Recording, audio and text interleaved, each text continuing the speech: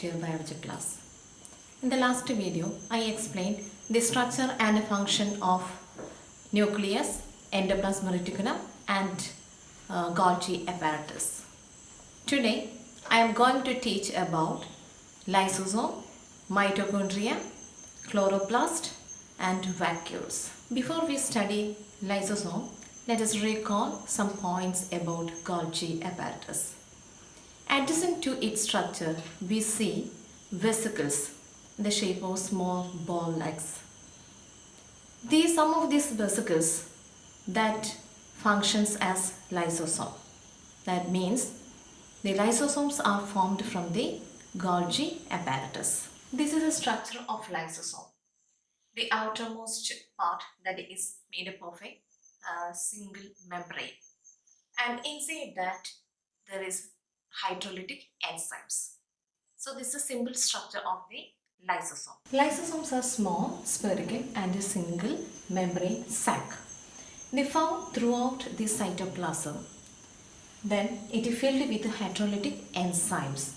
Occur in most animal cells and in few type of plant cells. Next is the function of the lysosome. Lysosome is a waste disposal system in the cell. First one is it helps the digesting the large molecules. Second one, protect the cell by destroying the foreign invaders like bacteria and virus.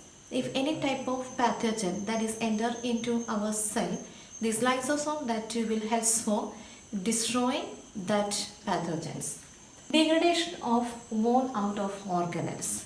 Last one is in dead cells performs autolysis. Autolysis means automatically that dead cells that will destroy or break down into smaller pieces. How is it possible means these lysosome having the hydrolytic enzymes. So these powerful digesting enzymes can digest almost all type of organic materials.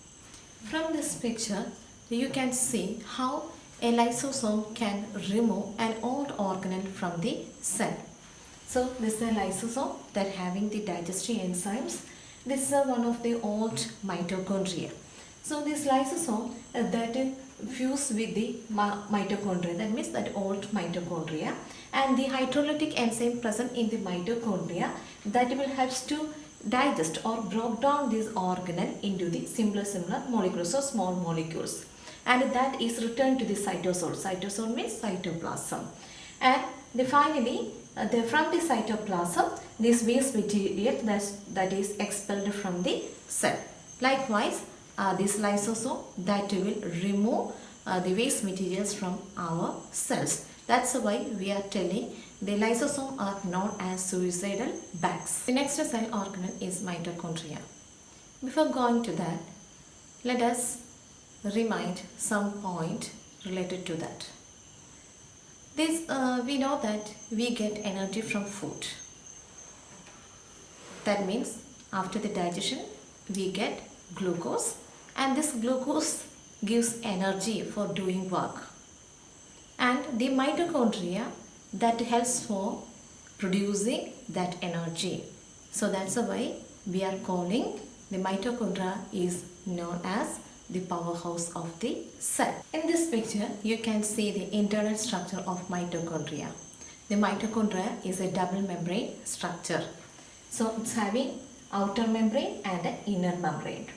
So the inner membrane that is fold inwards, that is known as cristae. The fluid present inside the membrane is called a matrix. In addition to that, you can see the ribosomes and the DNA. That is a specialty of mitochondria. This is one of the organelle have its own DNA and a ribosome. So with the help of that, they can produce a specific protein inside the mitochondria. This is an electron microscopic view of a mitochondria. Mitochondria are known as powerhouse of the cell. It synthesizes energy-rich compound called ATP, that is known as adenine triphosphate. The ATP is known as the energy currency of the cell.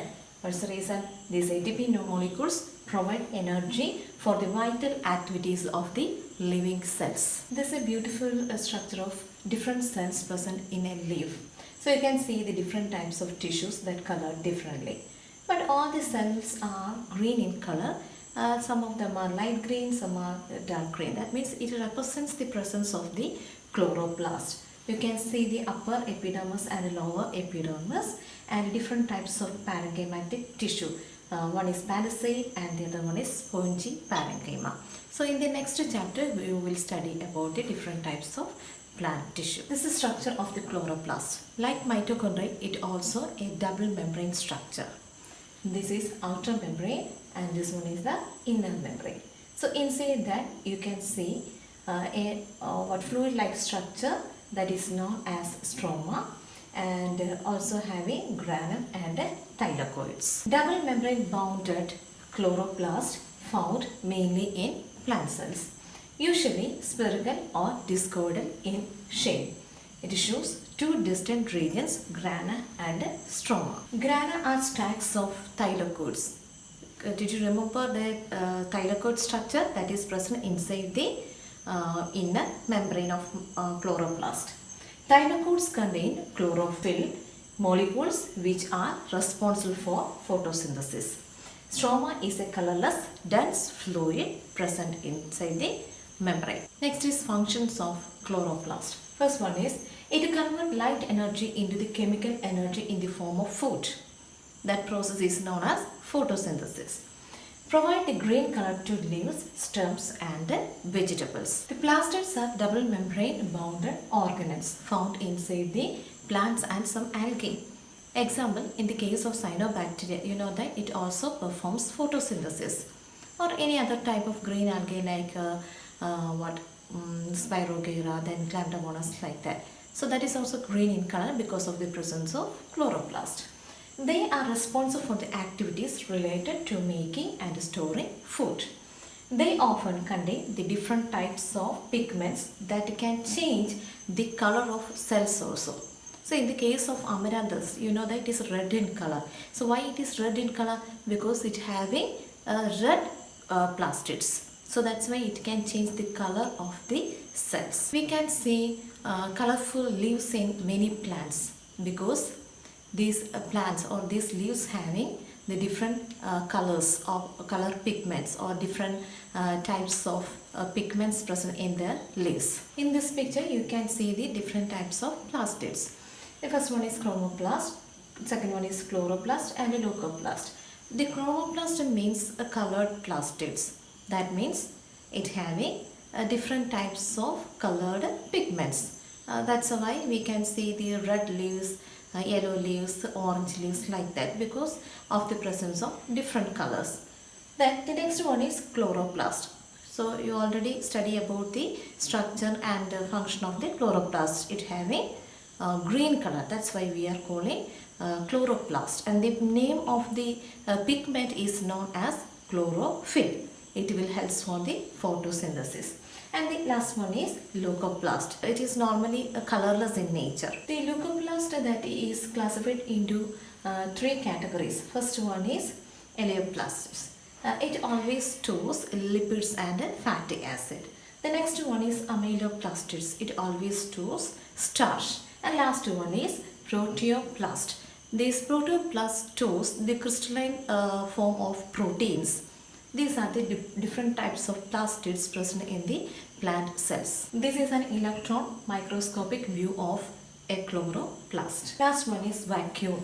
It's a single membrane sac filled with a liquid or sap. Sap means it is always water, sugar and ions that is present inside that sac. In animal cells, the vacuoles are temporary and small in size, but in plant cells, it is large in size. And in some protozoan, we can see the presence of a special type of vacuole that is known as contractile vacuole. It will helps for expelling the water or waste material from their cell. What are the functions of vacuoles? First one is it stores various substances including the waste products. Second one is maintain osmotic pressure of the cell.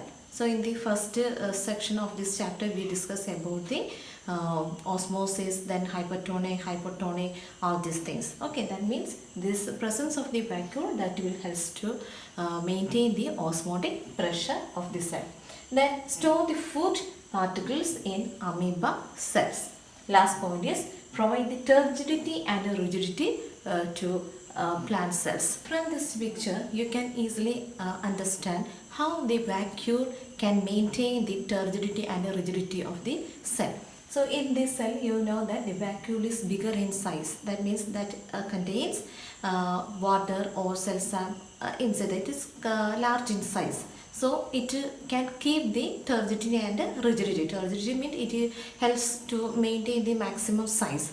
Rigidity means it is the inability of a cell or plant cell to bend like that. Okay, that is the meaning of turgidity and rigidity. So this thing we can see in the case of plasmolysis. Did you remember about that plasmolysis?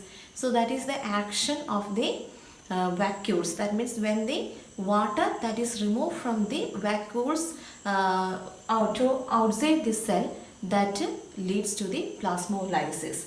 So that is the function of the vacuole. You can see the difference in the two potted plants. Finally, let us stop saying the difference between plant cell and animal cell. First one is, the animal cell is generally small in size. Plant cells are large.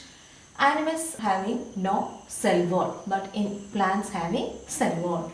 The plastids are absent in animal cells, but the plastids are present in plant cell. The vacuoles are small in size in animal cells, but in plant cells it is large in size and more in number. The centrioles are present in animal cells and it is absent in plant cells. What is the role of centriole? Means it will help for cell division or cellular reproduction. That's all for today. Thank you.